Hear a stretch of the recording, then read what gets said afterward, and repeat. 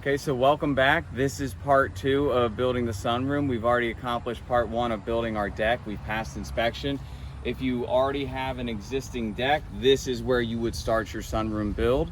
Obviously, you'd have to look at to make sure you had your blocking correctly. So it's worth reviewing how to have a deck built properly for your sunroom. So go back and view part 1 for that as well. But here we are. We're about to put insulation in here. Now we're going to use R19 insulation. It's about 5.5 inches thick. That's going to be in here. It's the code in our municipality. It may be different in the one you're working in or the one you live in. So please look up your codes and go by that. So here's what I like to do. There are a few different ways I've seen people do this in the past. Some people lay their batt insulation in here, or they may do a spray foam insulation after the fact. But if you're doing batt insulation, you got to seal up the bottom. Some people put plastic underneath of it. Other people put plywood underneath of it. Well, our deck sits very low, so we don't want to do that either. However, there's an additional step you can do to help keep any kind of bugs out, to seal it more for against harsher weather. So this is what I like to do. I utilize my scrap pieces of lumber that I had from building my deck, and I essentially, in the bays, what I'll do is make it flush at the bottom of the joist, and I will shoot a few nails in the side so it's a support. Now it's not going to bear any weight, so you can put screws in there, you can put nails in there. There's nothing you're going to have to do to support heavy weight because the deck is already doing that job for you. So what I do in a loose bay, I'll space out just a little bit of lumber. I will get a 1/4 inch plywood or luan.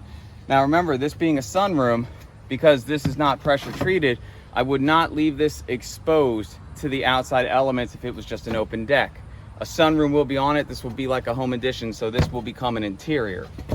So all I'm going to do is rough cut. And you can see by coming in here, it's not 100% perfect. Okay, there are some gaps along the way, and that's perfectly fine.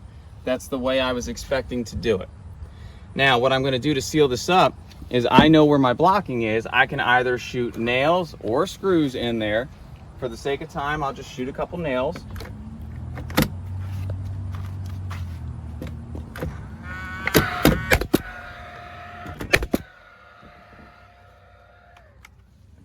All right, in this case, I am just going to put a few screws in here. And I'm not going to overdrive it too far, okay? I just want this to hold in place. I don't need to go crazy. I don't need to line the entire perimeter with much. I may put 1 or 2 back there, but I'm essentially just holding it in place.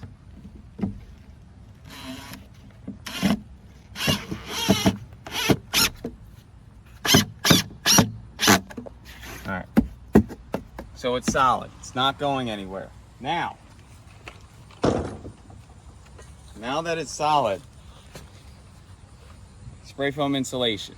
Great stuff, makes a great product, as you can see. And window and door insulation or small or large cracks, it's going to do the same job. It's going to keep the elements out. So,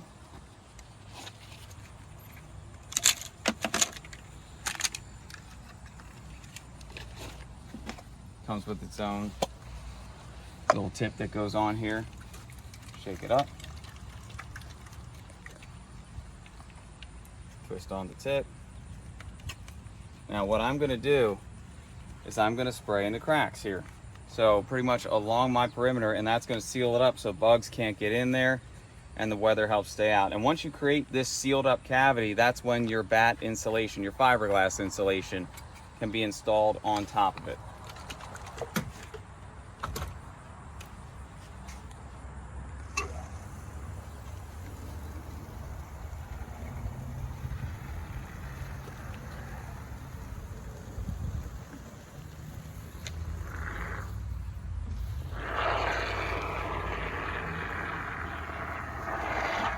Okay, now as you can see, it doesn't have to be pretty. It can overflow, it's perfectly fine.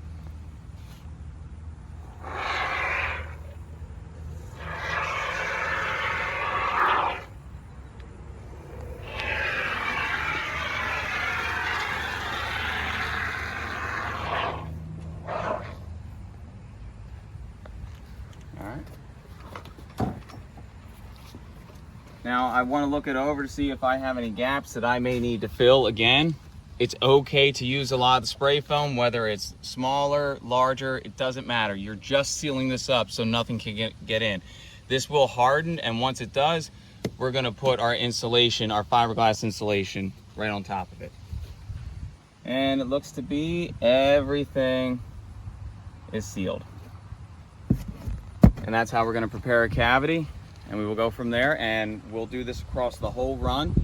Before we put in the insulation, the last thing we're gonna do, which we'll show in the next step, our particular room here that we're putting on is an A-frame roof called a cathedral, which means in the center, we have to have blocking for the post that supports the load-bearing beam. So what I typically do is I come to my center here, and I'll just take scraps of wood and block it out about 6 to 8 inches, depending on what I have here. And that's gonna be everything I need to tie in. We'll do that after we prep everything for installation.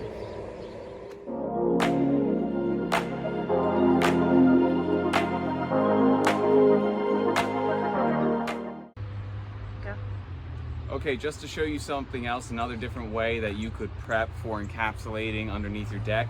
If your deck is high enough, you could take scraps of wood, 2x4s, 1x's, whatever, and just run it underneath your joist and screw it up into your joist. That way, it has the ability to do the blocking without having to individually cut the block. This is a quicker way, but it depends which you prefer, and honestly, what you can do with your particular project. So we did this just to demonstrate that you could, and now we're gonna lay down our sheets of 1/4-inch plywood and encapsulate and insulate. So here we go.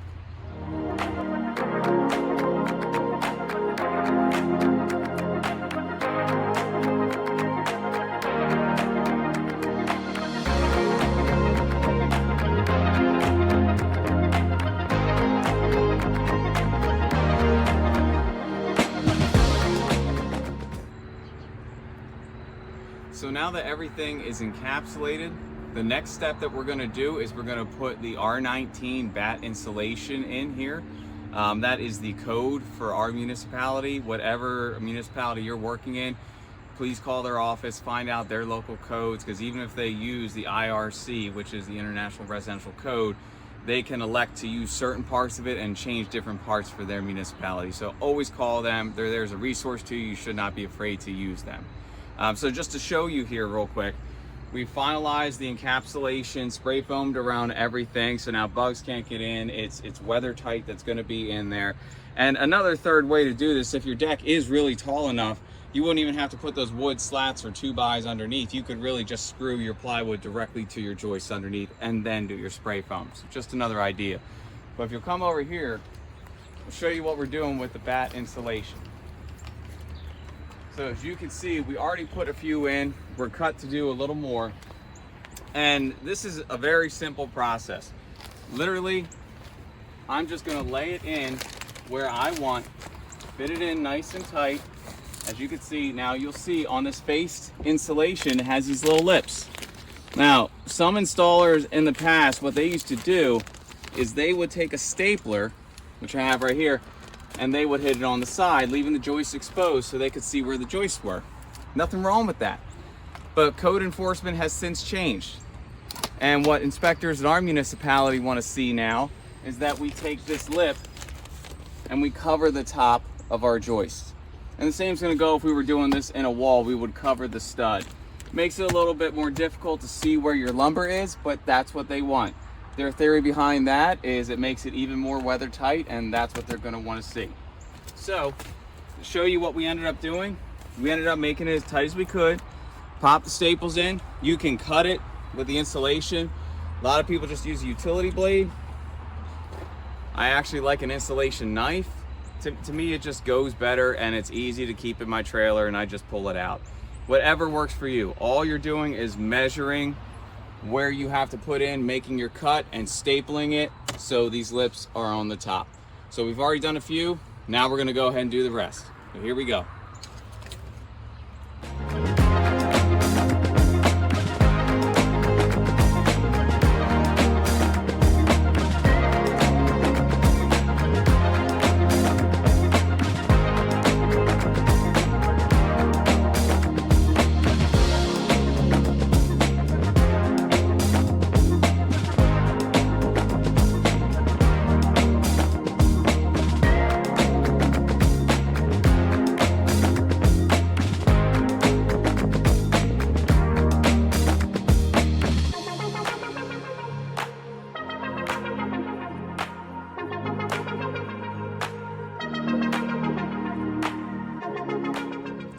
Okay, so now we have insulated, as you can see, our entire deck here to code. The face is covering all the joists as our municipality wants. They also do not want to see the insulation just smashed in there because it reduces the R value, which is the resistance value of the weather. They want it to fit nice and snug, just like this, okay? So if you just shove it in there and it goes down, it's not going to pass an inspection. This will, an inspector will be happy with that. And you get to know your inspectors more and they trust your quality of work, they'll accept pictures of this, which ours does, and we're going to take. Now I want to show you one other thing. This front bay here, this little tiny spot, we left completely open, and there's a reason for this. We are going to fill it with insulation, but first we have to put additional blocking here. This little mark right here is the center of our room, and because of the style sunroom that we have, it's an A-frame roof, which means at the center of this sunroom there is a structural post that we are going to put in place that goes up and supports a beam going right back to the house wall. This post has to be secured at least 3 inches deep into wood blocking. And because of where the center of our room is, there is no wood that falls there right now. So if we did not put wood blocking before we put our subfloor in, we would have no way to properly secure this post, and we would have to backtrack all the way to this point again to put the wood in there. So what I have done is I have made it so you can see this mark. That is roughly 10 inches from the front of my deck back in. I'm going to make sure there is complete wood blocking all the way through here. All I did was grab wood scraps, and in no particular order. So as you can see, all I'm doing with the wood is making it so there's a place where my structural screws that are going to go into the floor are going to grab actual wood blocking, which is going to hold that post in place that supports the roof of this room. Now you can see I just drew a line on the center here. Give you a rough idea, from the edge of my deck to these 2 lines is 4 inches. That is roughly the size of my sunroom sill that will be going across here. Now, just under 6 inches in from that, which that's the 6-inch mark, just under, say about a 1/4 inch less, so 5 3/4, I have wood blocking, which will suffice for the structural clip that goes in place right here that gets 3 structural screws in it that are going to hold that post right over it. So I need this here. I need this before I insulate, do anything. So I'm going to go ahead and secure these now. That way when I build my sunroom, I'm ready to go. I have nothing to worry about as far as driving right into this. So let's go ahead and secure these in place. We'll insulate around, and then we'll be ready to put a subfloor on.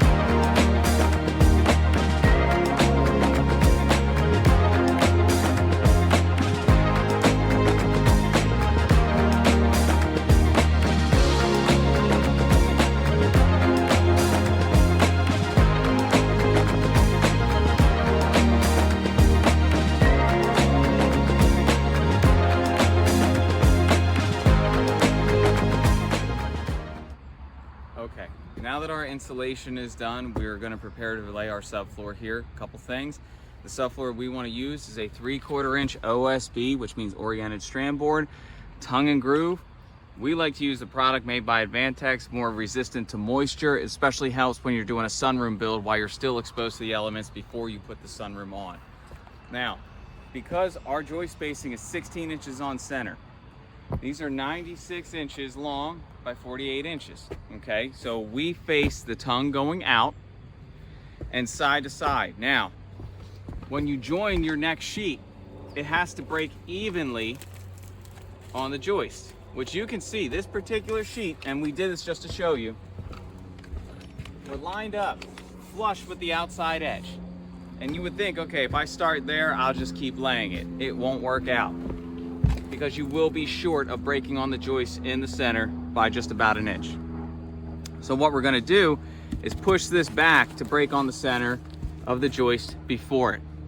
and we'll end up in the end, and we'll show you this, cutting off the edge over here. But at least laying it to break properly on this joist, we can lay the next one right next to it. And we'll just have to cut off an end that's on the other side as well. When putting down this OSB, you always want to liquid nail along the joist underneath of the OSB and then screw it in. It's very important. Liquid nails is gonna hold it just as well, if not better, than screws over the long term, and you do not want your subfloors to squeak. So that's very important we do it. So what we're gonna do right now, we're gonna reposition this board to break on this joist, and we're gonna start laying the rest out, and we'll show you how we do that. Once we get going, it's just one after the next. Here we go.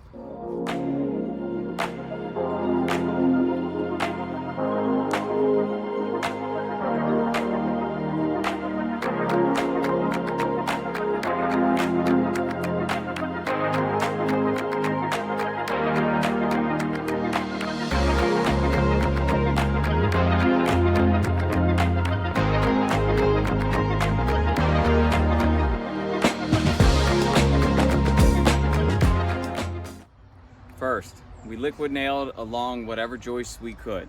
I did not liquid nail along the adjoining joist to the next sheet. You do not have to do that. Nails or screws are perfectly fine, screws preferably. As you can see, OSB, especially Vantech, lines up the holes you want to put a screw through 16 on center. So pretty much all you have to do is follow that. However, you can see you're pretty much looking about 5 screws to a row across an entire sheet. Now some people might say, well, we just liquid nailed on top of the paper here. Yes, we did.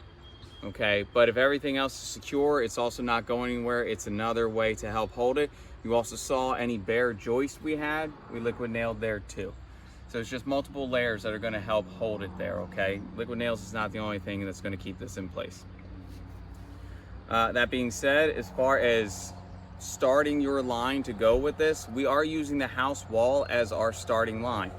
Now, this house is a year old, so this is a pretty straight wall. The house hasn't settled, anything like that.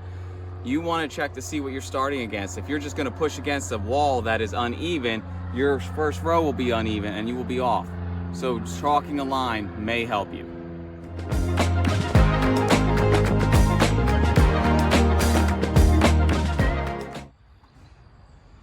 Okay, so just a few quick notes now that we put our second sheet of OSB in here. I want to show you this. When I'm driving the screws in, I am not over driving them. I'm not trying to sink them down as far as I can, because then the grip on the subfloor is not as strong. So I'm getting them just beneath the surface. Also, when I'm putting all of this together, as you can see, I'm trying to keep my lines nice and tight, because I don't want to have a subfloor that's going to cause me more work before I put my finished floor in place. You can also see I'm trying to line up the front lips to be even, so the next piece that goes in has a flush surface to go in against. That means if you have to come off of your chalked line or your house wall just a little bit to make that happen, that's okay. Now, if it's too much, that means you didn't set it up right the first place. I want you to understand how you start is very important, because it will dictate the rest of what you do. And now, I'm also only securing this with about 4 or 5 screws temporarily, because for me, the most productivity is going to happen when I get all of these subfloor sheets up here in place, and then I can go about screwing them all down completely and cutting along all the edges. As you can see, I haven't chalked or cut the edge yet on either side, this side or the side I started. And that's on purpose. I will do that at the end. I will chalk a line at the end and get a flush cut. Also, you have to stagger your subfloor, which means if my seam is right here, my next row seam will not be. I will try to make it a 50-50 stagger, which means half of the board, the next seam will probably break on one of these joists, and I will have 2 fill pieces on the end. And then the following row, just like the first. That's what I mean by that. If you can't stagger completely like that, then 33%, a third of the board. Don't go less than that. All right, we're gonna keep going.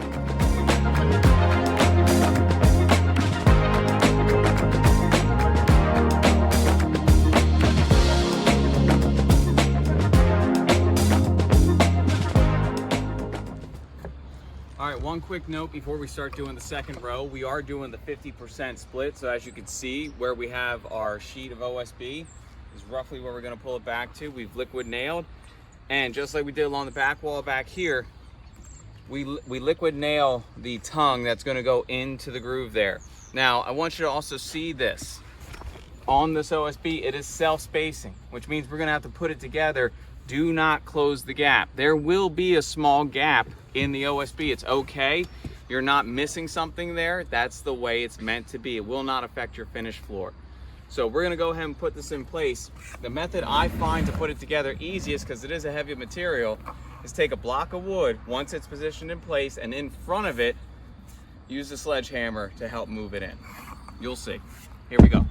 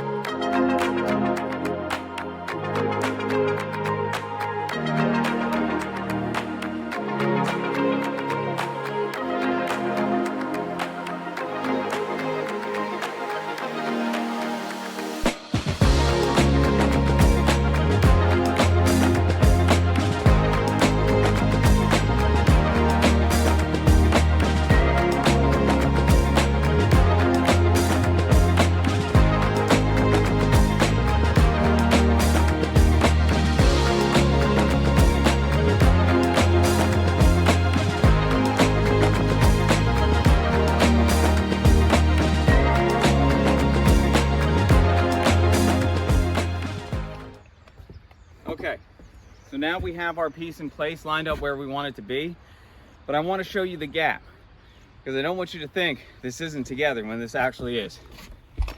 Look over here. You see there's about an 1/8 inch spacing. That is correct. These are not going to be tight. Says so right on the board. Do not close gap, okay? All we want is the tongue and the groove. That will keep it flush so you won't feel it on a finished floor. So if you walk down, you will see at some points it's tight, very tight. Other points it might have gone to like a 3/16, maybe just a little bit over an 1/8 gap.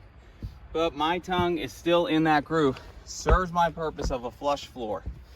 So I'm gonna pop a few screws in place and I'll move on to the next.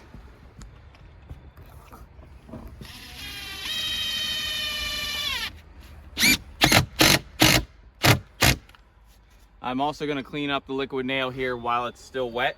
That way it doesn't become dry and it's harder later.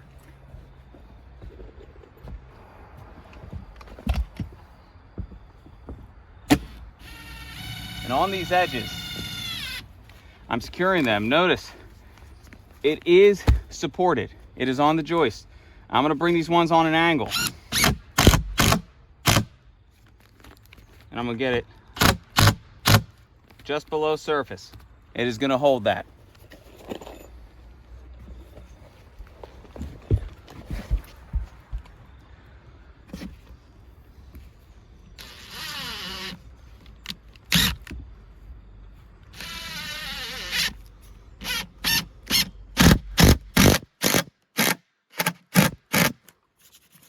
Very important not to overdrive. That's nice and tight.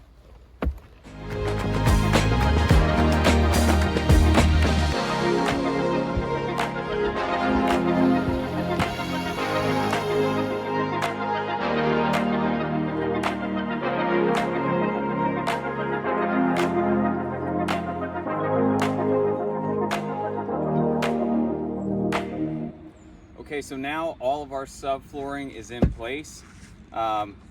Before we go any further, all I've done is put a few screws in each subfloor panel, and just to hold it in place. I want to make sure I check to make sure I'm still level. Level each way I need to be. I'm level. Front to back, still. Still. still. Okay, so I'm level every which way here. I don't see any high spots. I don't see any low dips. If I did, I would want to pay attention and maybe put some shims in place or try to shave something down if I had to on my joist. All of this can be done before laying your subfloor. However, I find laying a subfloor is really going to show what is what, and even if you're just temporarily putting it down. But yet again, go back to part one. If you built your deck properly, your subfloor should go down just like ours has without problems. So what we're going to do now is, obviously we have our overhangs around the front and both sides. We are going to chalk lines to cut all the excess overhangs that are off. And you come over here, what I'm going to do, to make it easier, I'm just going to cut out little spots at the corner so I can easily get to my corner, as you can see under here. And that way I will hold my line at the corner and take it back to the edge of the house wall where my rim joist is. I'll do the same on the other side, and I'll hold a line from front side to front side. Chalk it all. I will take a circular saw, set it to a 3/4 inch depth, and cut it all off. That way I have it nice and flush. Once I do, I'm just gonna go around the subfloor and put all the rest of my screws in place. And to show you, remember, the Advantech subflooring makes it simple. Just put your screws every 16 inches on center and probably about 5 per panel. If you wanna go 6, great, go 6.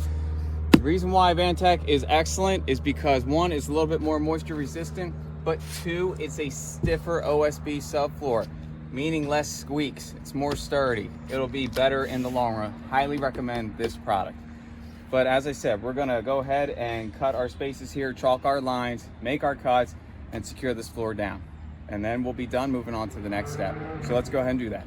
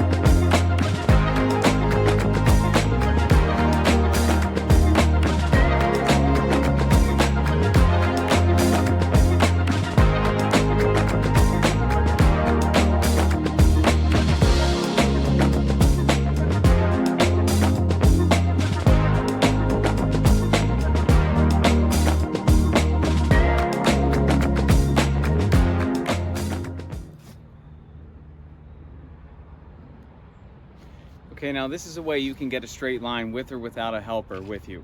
So you see in the corners, we cut back a little piece of scrap. That's just for some visibility of the actual rough corner of the joist.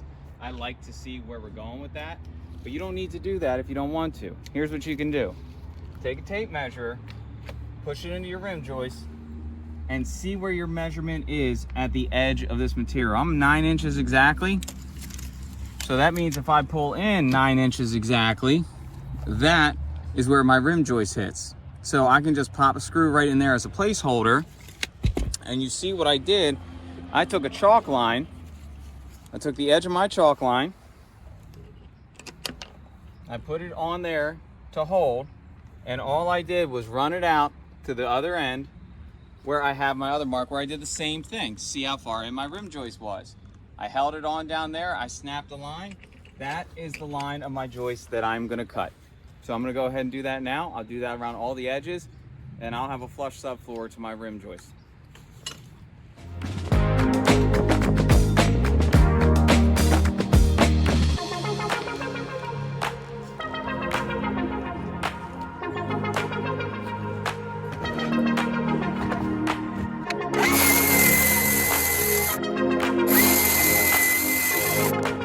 And just so you can see that our line method works, this was the very first cut I did. I am flush with my rim joist, and the first scrap piece fell off. Now I'm just gonna keep going down the line. Now obviously I can't take my circular saw all the way down, So what I will do is I will take my jigsaw the rest of the way, and if I need anything more, I have a multi-tool or an oscillating tool that I can take off the little bit at the end.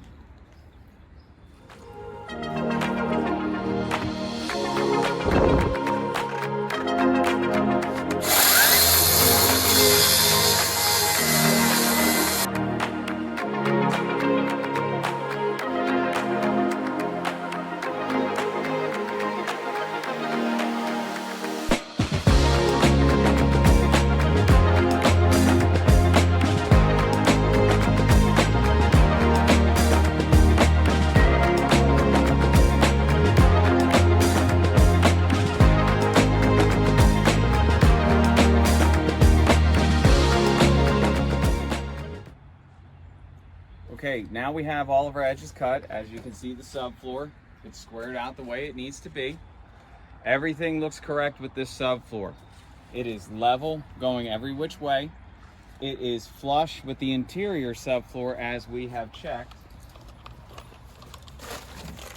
Going along the house, meeting up with the existing subfloor to where our new one is. So we know when we break through to have a door, it will be flush floor to flush floor, which is exactly what we want. So now, last step here is finish securing the sunroom subfloor. So if you'll remember this correctly, when we put these OSB sheets down, we only put probably 4 to 6 screws per sheet just to hold it in place. Now everything looks good, everything's been checked.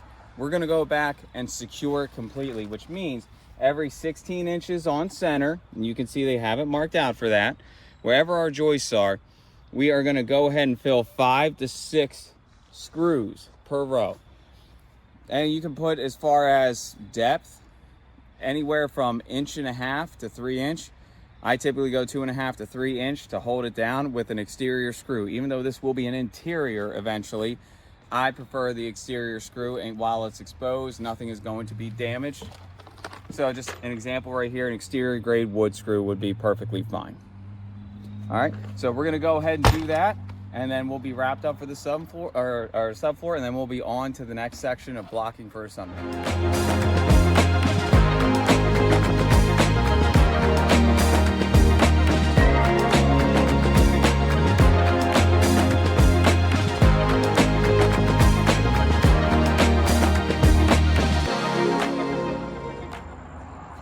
Okay, so now that the subfloor to our sunroom is finished, the next step we're gonna do is put wood blocking in place along the walls and where the roof ridge goes. When you put a sunroom in place, much like we did with the deck, putting extra lumber in certain spots, because you're gonna have to have a 3-inch embedment with a structural screw spaced every 12 to 16 inches on center, depending on what your plans call for. We're gonna do the same thing with the walls, make sure that blocking is where we need it to be. So we have to remove the siding that's here, cut the OSB sheathing that is behind the siding so we can see the rough framing, and make sure we put in new framing blocks in where we need to have them. To remove this siding, I'm gonna use a vinyl siding removal tool. Very handy to get the lip off of the siding to get started, and then you can kind of just run your hand down or run a different tool down, like a back of a hammer, a claw, and just start taking it off. They are nailed in about every 14 to 16 inches, so you will have to remove those nails and take this out. When I remove this, I'm not gonna be overly concerned about removing too much, because I plan to put siding back on around the outside of the room. And I'm gonna have to do fresh cutting at that point, fresh J channel. So for now, I'm just removing it to make sure I have my working area in place. When I'm done for the day, I will cover it with a tarp, which we will show how to do later as well. So for now, I'm gonna get started getting a ladder, starting at the peak of my room to remove the first siding that I need to, because the nails sit at the top of that siding piece, not at the bottom. It's easier for me to start at the top, get the first row out, and then I can just start taking out as I come down. So I'm gonna grab my ladder, I will start doing that, and we'll show you what that looks like. Here we go. All right, so all I'm doing here is I put my level in place on the edge of the deck and marked a plumb line going up, because I know this is where my sunroom is gonna end. So I'm gonna end up cutting, just to make my life a little easier, cutting the siding going up to the inside of the eave and then up to the peak. I know my underside of my eave measurement here is 8'2" and 11 inches. So I will make a mark, and that's where I will begin to go on my pitch, which at my peak in the center of the room is 11'2" and about 15/16. So, and I'll just draw a line, cutting. Now remember, I'm going to be taking all this siding off. It's going to be inside the room. And in this particular case, this siding is not going back on, shiplap is. So this is all extra material that if I need to replace any pieces that may be miscut, I have more than enough to do it. So that is one technique. Do not throw this out just because you're not putting it back. Wait till the end of the job. Okay, here's another way that you can go about removing siding so you can have less work in the end. Just depends on what you want. If you want more space to work with, just take all the siding off like I've already said, okay? No matter what, you will have to reside a little bit, either which one of these methods, one more, one less. Here's the less one. You can draw out the outline of your sunroom. As you can come see over here, what I did was take a level at the edge of my deck and I plumbed up a line. This will be the edge of my sunroom, as you can see, all the way to where it starts to turn on the curve of the roof. Now, what I did in return, I'm going to show you over here. I came to the center of my room, which in this case is 7 feet from the edge of my sunroom. I made a mark and I plumbed up another line. I'm going to walk you up the ladder here so you can see.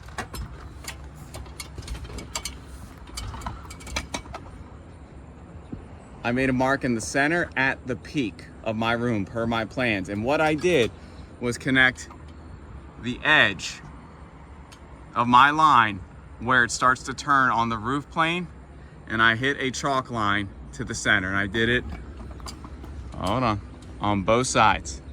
So now I can simply cut out this outline and most of my siding is going to be removed. I may have to remove another piece or two, which is okay by me because I know I'm residing. But this at least leaves the rest of the house intact, and this is also a little bit easier to put a tarp up while I'm still working.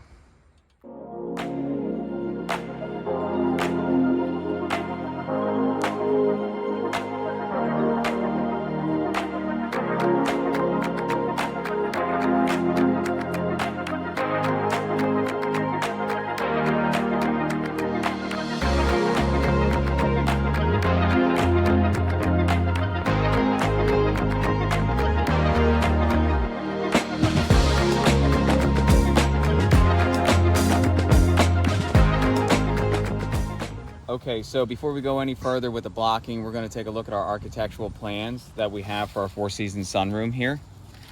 Now, these are required in our municipality, and they're going to be required in most municipalities as well. This is actually custom engineering for our particular room, though you can get basic shop drawings as a generic one, which should pass to get your permit. But we like the custom ones, that way there's no guesswork in this. So just to take a look at a couple things where it says ridge height here. This is 11'2" and 15/16. That ridge height is the peak of where our two planes of our roof meet, which if you look over there, that is where we did our cutout, top of the roof, which is blocked by the ladder a little bit. But over here, where it comes down to the wall, that's the underside of the eave, which is right on our plans. 8'2" and 11/16, underside of eave. So that shows us where this roof plane is going to be. And we need blocking all along that plane, and the two walls coming down, because that is how we're going to secure this room into the house, and the decking already has the blocking already put in it. Now, looking up at the vinyl siding, we cut it exact. I'm still going to have to pull back siding a little bit anyway just to finish it after the blocking, because I have to put in new J-channel and make sure there's flashing to prevent water from coming in. But this is enough for now just to get it blocked out properly so we can start the sunroom build. You do want to look over your plans more and know all the details before you start building, specifically the underside of eave, the ridge height, and the actual projection and width of your room. There's also one more item you'll want to know, in particular with a cathedral room, which is this A-frame roof. The beam, the structural beam that goes in place that holds this roof up,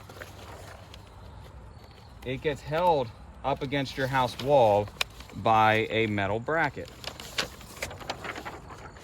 And it looks like this. It's actually a plate 9 holes in it with a little clip going down the center protruding from the house wall. You have to put 9 structural screws at least 3 inches into the house. And those 3 inches have to be into wood. That's the reason why we're cutting open the house wall, making sure everywhere we have to do this, it goes through 3 inches of wood. So you can also see it gives you the measurement. Top of ridge beam is at 10 feet, 8 inches, and a 1/16 would be top of that clip. Not the beam, the clip, okay? Actually, I'll take that back. Sometimes it's different on engineering. On this one, it will be the top of the beam, which will be just, I don't know, about a 1/4 inch difference. However, still very important. So you could see the ridge is 11 foot 2 and 15/16. That's not 10 foot 8 and a 16.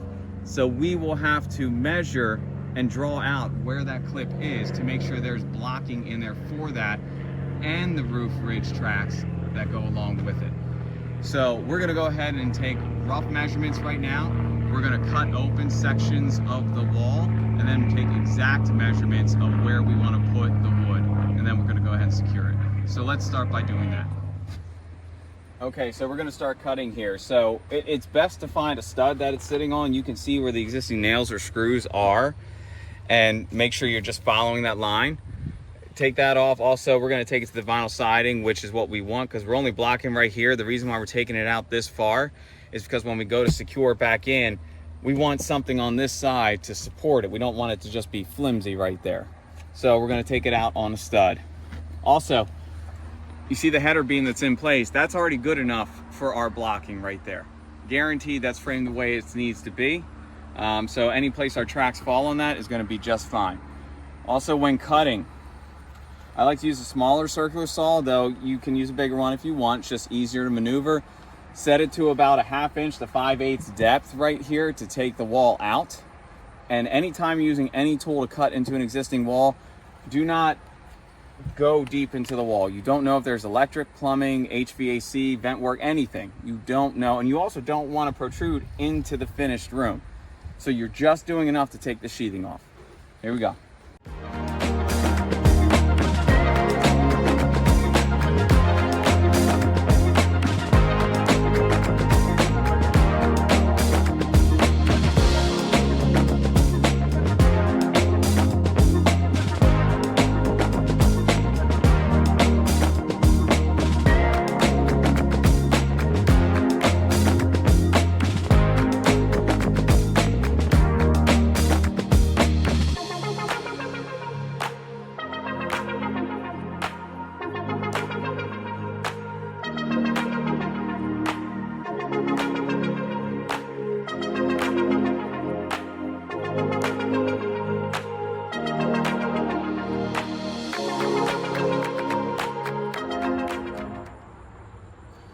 Okay, so we've removed the sheathing necessary for us to block out for our sunroom, and we've discovered a few things, and we're going to show you how we kind of approach the next steps. Come over here first. We removed the sheathing where we have to end up blocking for our 3-inch structural screw embedment for our wall track here. So what we're going to do is line up just a couple 2x4s to build out 3 inches, going from floor to top sill right here. That'll give us everything we need for over here. Now we did notice there is a wire here, so we're going to make sure we're not going to hit that. Okay, now you can see there it's not exactly 3 inches back. That's fine. We're going to notch around it and we're going to be fine with that. Now come over to the other side. What we found is where we have to tie into the house, there is an HVAC vent. Now we got lucky in this scenario. These are 2x6 walls. This is a new construction home, so it's not a 2x4 wall. This vent is closer to the inside than it is the outside, which the size of the vent is giving us 3 inches of embedment where we need. So we got lucky. We're going to be fine in this case. However, if you ran into this is where you have to call an HVAC technician to come in and give you your options about moving it, because you cannot puncture this with a screw. You will cause more problems.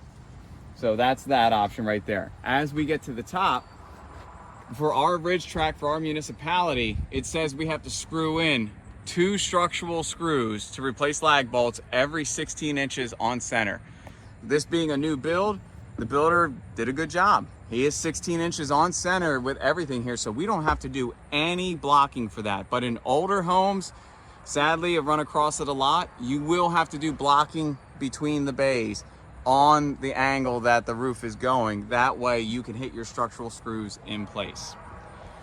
Now, going over here, remember, there is a ridge clip that is gonna hold your beam in place.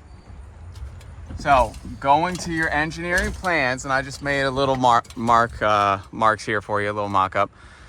You can see where the top of the beam that's gonna be going in place come down about 3/16 of an inch. That is gonna be the top of your ridge clip.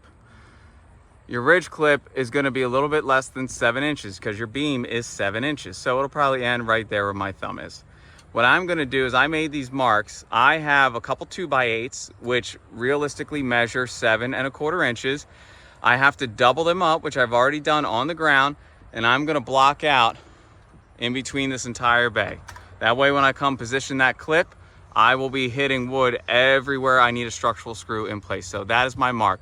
The way I got these marks, the engineering plan calls for the top of my beam to be a 10 foot, 8 inches and a 1/16. All I did was measure from the subfloor all the way up to 10, 8 and a 1/16, made my mark. I subtracted 3/16 of an inch, top of my clip, and where I need to have my blocking. That's gonna work every single time for you.